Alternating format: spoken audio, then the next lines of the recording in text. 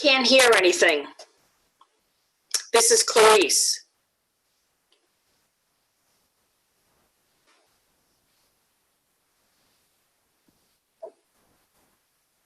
Clarice, can you hear me? I can hear you now. I think everyone's muted. Yeah. No, I think something's wrong. I just texted Dom. No.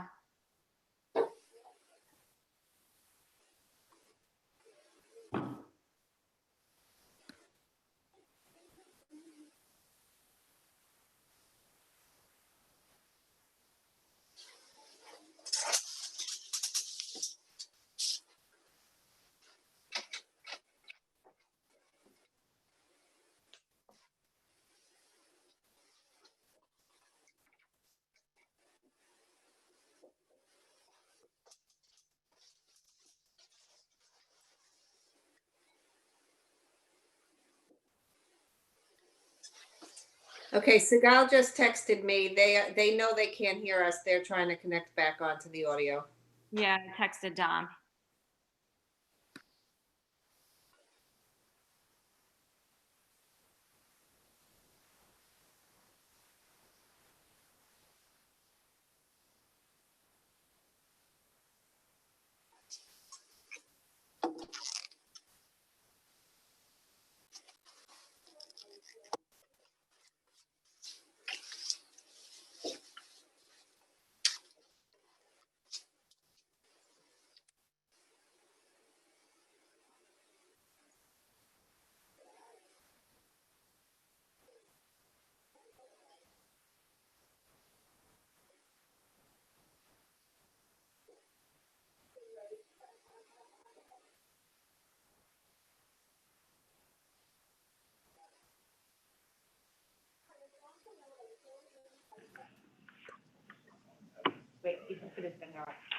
Okay, go ahead, say that again.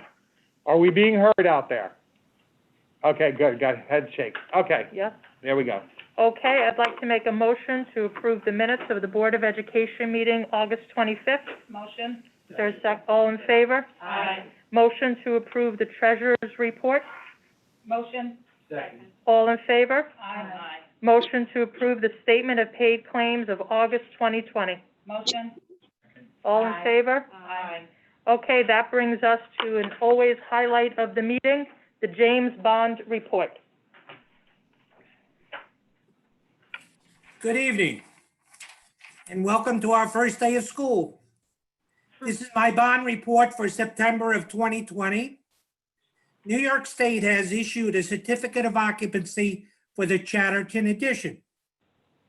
I daily monitor all classroom unit ventilators, split unit air conditioners, and lakeside gymnasium air handler, and respond to any concerns either seen by me on the building management system or reported by staff. The site work at Birch is complete.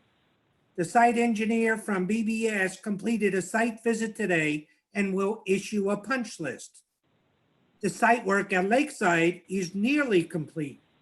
Signage and the moving gate located in the administration parking lot are still to be completed. Walkways in the rear of Lakeside have been installed, and the exterior light bulbs will soon be installed. This will be followed by punch list generation by BBS. Arrow Window has the window repairs complete and await their order of emergency escape windows for Chatterton, the replacement windows for the Lakeside Gymnasium, and replacement windows and exterior panels for the administration building. And that completes my September 2020 bond report. Thank you very much, Jim. Thanks, Jim. Jim, on behalf of the Board of Education, I would just like to thank you and the entire custodial staff for getting the buildings ready. People don't realize, but we do. They were here over the weekend working to make sure that everything was ready, and we greatly appreciate that, so thank you. You have a very good custodial crew. Thank you. I will And pass great that on to leadership. them. Great leadership. Thank you, Jim. That brings us to good and welfare. Congratulations to Evelyn Judge, district bus driver, on the birth of her granddaughter, Ryan Parker White. And condolences to Kate Isham, teaching assistant at Lakeside School, on the passing of her dad, Charles McClyman.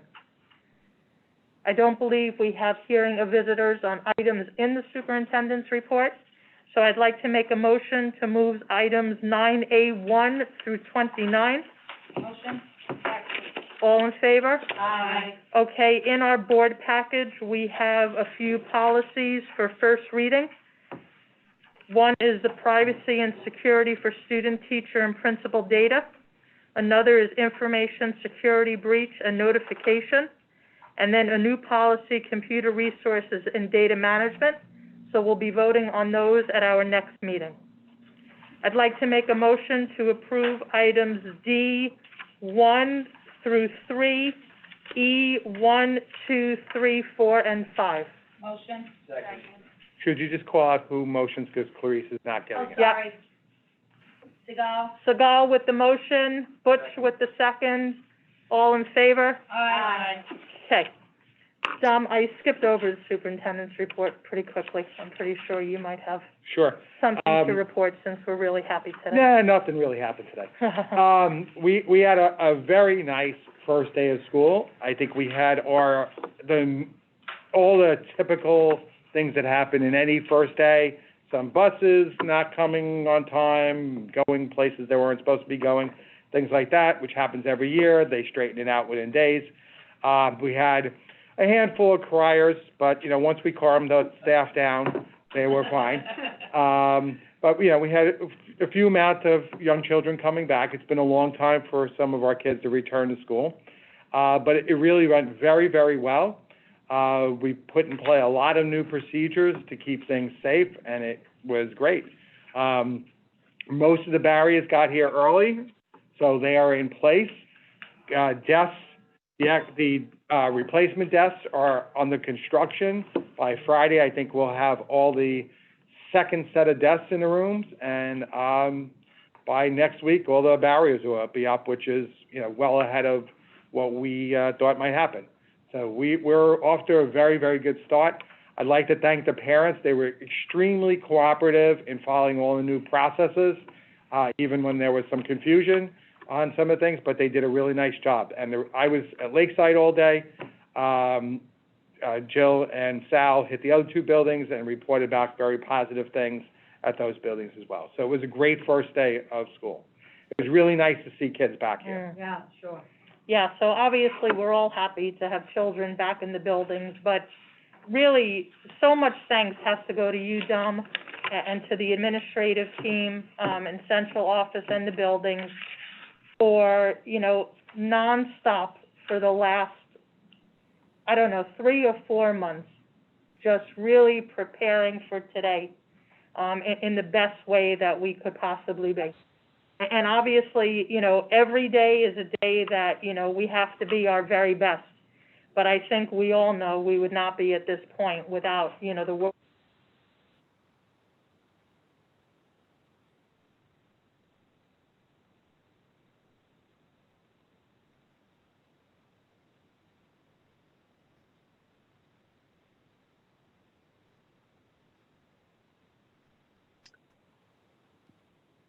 I texted Dom. I told him that we lost sound. Dom, can you hear us?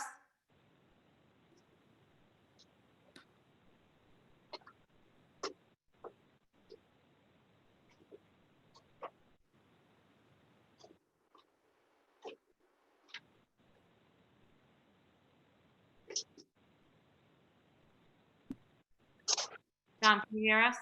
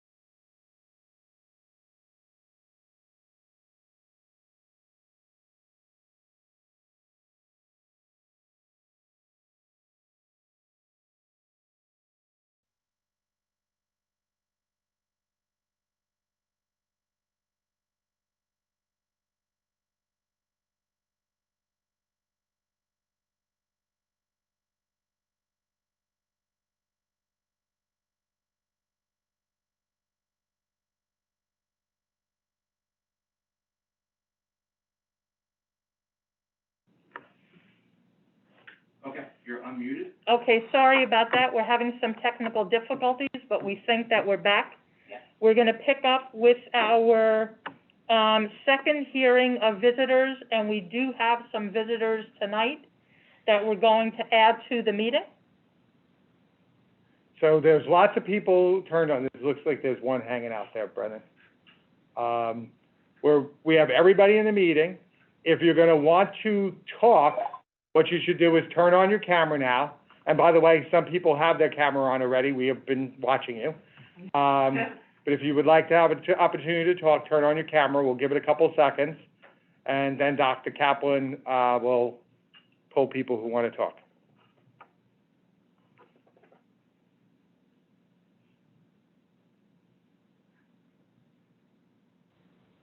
Because I can't really see the names, Brendan. Can you maybe call on people? So if you'd like to talk, just raise your hand. You can? That's Mr. Keller. Okay, right there. Okay, Mr. Keller, let's start with you then. Thank you. Okay, thank you. So I want to take this time by thanking you for allowing me to come and speak to you about a really pressing issue that is happening in our community. This has to do with the fencing on Charles Street. This opening will affect many children, parents, and residents in this community, young and old. This decision to open up the emergency gate is done for the first time in history. This gate has never been opened in 68 years that the school has been open. It's basically a safety issue for the children, for the residents and community of the property that's affected. But it's also a major life-changing event for the residents on Charles Street, Montauk, and Rosebud. As per my research and many others, this ruling by the board members was done without any necessary research analysis, surveys by any professionals. It was done without any approvals or permits from the town of Hempstead or state agencies. Not one resident in the affected areas was notified before or after. The proper notifications, permits were not obtained.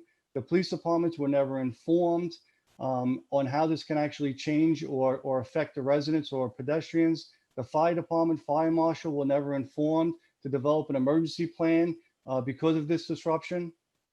There is a fire hydrant on Charles Street, and it's called what's called an end fire hydrant. This means that there's no other fire hydrant in one of the directions. And this is a major problem for the fire departments if there is a need for an emergency. The town of Hempstead Traffic Department was never informed or requested to do a survey on how this would change or affect the residents' community. The town of Hempstead road engineers were never informed or asked to do an examination on the road itself to see if it can handle the major influx of traffic. The street is deemed a dead end for at least 100 years. By the way, this is the last time that the street was actually paved. The street is filled with potholes, cracks, making the road even more dangerous for kids and residents. The engineers do not believe that this road can handle the amount of traffic, leaving the residents to deal with the mess. Even the South Merrick Civic Association feels this is a major safety issue and is requesting the fence to be closed. Let's shift to the safety side of it. The number one rule in traffic safety is to eliminate contact points between pedestrians and vehicles. This is the exact opposite. There are now 2 contact points for pedestrians and vehicles that cross each other, one on and one off the property. In 68 years, there was never a contact point until today. In speaking with Dominic Palmer, I voiced my concerns about the contact points and was ensured that at least one of the points would have a teacher as a crossing guard. Neither was done. Crossing guards are not simply just given a uniform, a whistle, and placed on a corner. These are professionals that are trained to recognize behaviors of vehicles, drivers, pedestrians, young, old, provide first aid. Teachers are not that. I personally watched 3 very close calls today, even more so at pickup, of children and even some parents that came close to getting hit by a car in the administration parking lot. I witnessed kids walking in a parking lot with cars and trucks only feet from them. I can't even believe this part, but there were 2 cars, one backing up, one driving in, that almost hit each other, and I have that on camera. Over 25 years, I've seen many kids walk to school without parents, and I really feel the safety for them. What I witnessed today is sadly going to turn tragic. I took videos and pictures, and I'm truly disturbed by what I seen, and so should all of you. Charles Street has a couple of special needs children on our block who were not taken in consideration when this decision was made. All of us on this block and on Montauk and have you, we bought these homes because there was a dead end, purposely with no traffic. Now that there's no fence, the fence has been removed, the safety for our families, our children, our homes, even our pets are not safe.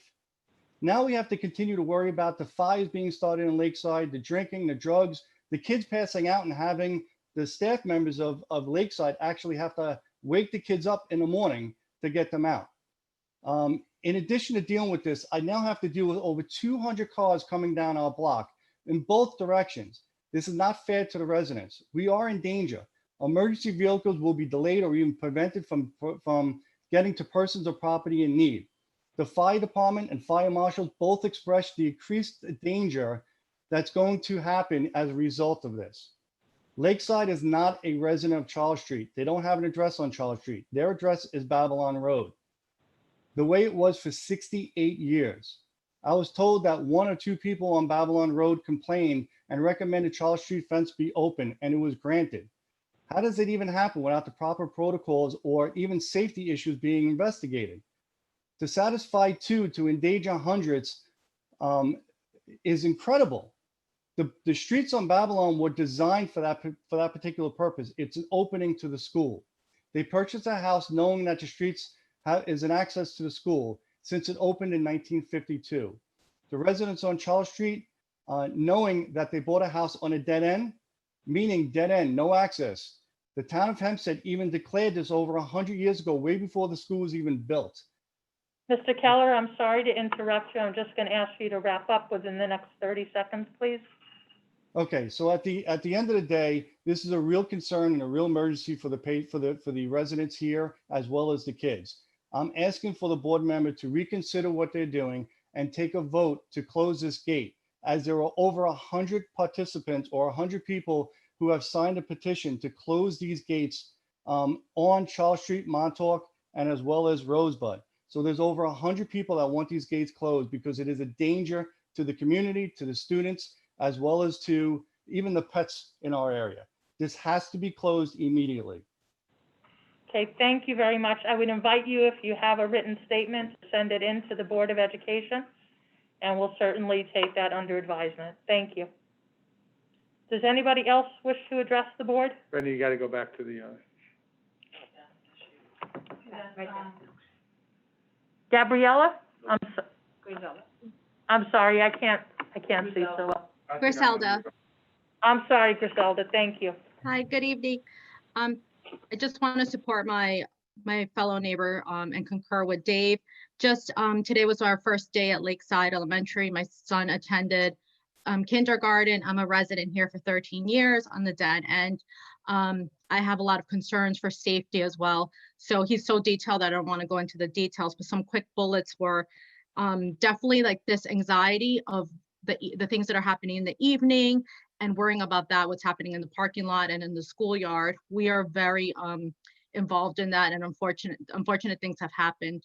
Secondly, this morning, it was a little overshadowed, the experience as kindergarten, because of worrying about the safety. There were children walking in the middle of the street with their parents. Cars were speeding at velocity through the gate. There were parked cars on the side of our roads. We have a lot of essential workers on this block that could be potentially late to work. My child is special needs. There are 4 to 5 special needs children on this small block. And already I have to worry about safety. So this is making the safety and anxiety greater for us. The buses, there are children that are being picked up for buses for other kids that are going to other schools in Merrick, and that's going to pose a difficult turn for them. As Dave mentioned, the definition of a dead end is that it's a single road that terminates or ends in a cul-de-sac with no outlet, which right now that is not the case. Walking on that path, doesn't have social distancing guidelines. We have pictures and videos. We were walking side by side with no space. A lot of parents and children were not wearing their masks. There was no attendance. At dismissal, there was someone there. He was putting the cones so that people can make a U-turn out of Charles Street, which is what is against what was told in the email prior. So those are just a few points, but definitely just the safety of our children. And it is a very small block. We're calling the police constantly, and Dave has done extensive research, and his house is affected primarily because it's adjacent to the building. So we would like to, for the consideration of the closure. Thank you for your time. Thank you. Thank you very much, Griselda. Thank you. Is there anybody else that would like to address the board?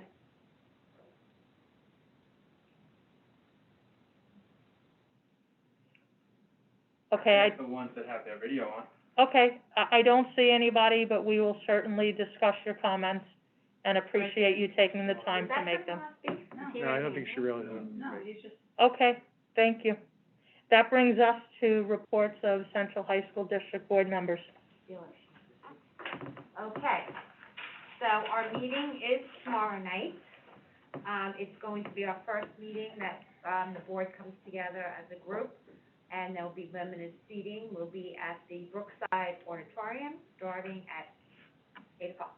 8 o'clock. Yeah, Yep. 8 o'clock. Yep. Students were back in the building for the first time since March 13th. Everything went smoothly for the first day. You know, besides the regular kinks. Kids wore their masks. They used arrows in the hallways. They used the proper stairwells when they were, using the stairs. Classes were released one row at a time, so that helped with, social distancing in the hallway and to keep things flowing smoothly. There's the health screening that we do here as well, but in the high school you do it also for your smartphone. Please fill that out in the morning. And then when you get to school, the students will also be doing temperature checks at the door. As far as Section 8 goes, for the fall, sports, the Board of Education wrote a letter to Governor Cuomo asking him for his support in helping convince Section 8 to reverse its decision on fall sports. That letter went to Governor Cuomo, and it was CC'd to Section 8. So the Board of Education supports of the Belmore Central High School District supports the decision that leaves it in the parents' hands whether they decide that their children should pay sports. And we hope that that can get reversed before it's too late. And again, the meeting is tomorrow night, and that's it. Thanks, Gina. That's it. Legislation? The same old thing, please write to our federal legislators, asking them to send money to the state, to help the state. Budget cuts are coming through, and they will be extensive and pervasive. And if we want to have money for a district, we absolutely need the federal government to help out the state. So please, please, please, please, write those letters. And just to chime in, the governor has made it pretty clear that we may lose 20% of our state aid in the current year. That's approximately $1.3 million cutting into the current budget, where, of course, we've spent a lot of extra money in preparing for the reopening of schools, so we will be deeply in the hole. And it is likely that that will not only impact this school year, but when we start planning for next school year's budget, if there's no backfilling from the federal government of aid to the state, it's going to be very, very difficult. Okay, thank you. Reports of board members? I just want to reiterate what you said. I would like to personally thank our administrators and our staff and our teachers and everybody, because this has really been an all-in effort over the last many, many months, and it has not gone unnoticed. And I would like to just personally thank everybody involved. Gina, I also just had one question about that letter that the high school board sent. Is it possible to get or post a copy of that letter? Many other districts have done that. And, yeah, okay, thank you. I'll ask, tomorrow, Okay, and I'll get it to you. thank you.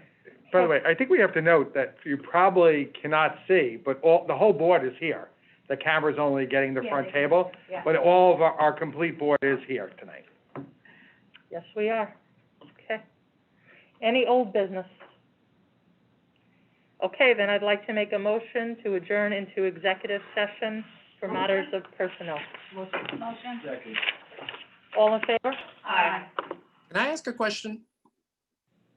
Oh, who's that? Sure, who was it? Tim. Go ahead. So, previously Dave, was given some time to speak, and at the end of his, statement, he did ask if, we could have a vote. I know you guys had said you were gonna discuss it, but, you know, he had brought up, actually having a decision and actually talking about it. I know he had said that, but I didn't hear whether that was something you guys were gonna do tonight, if that's something we could do. I just feel that he presented a pretty fair case, and with everybody here, can we vote on it? Mary Ann?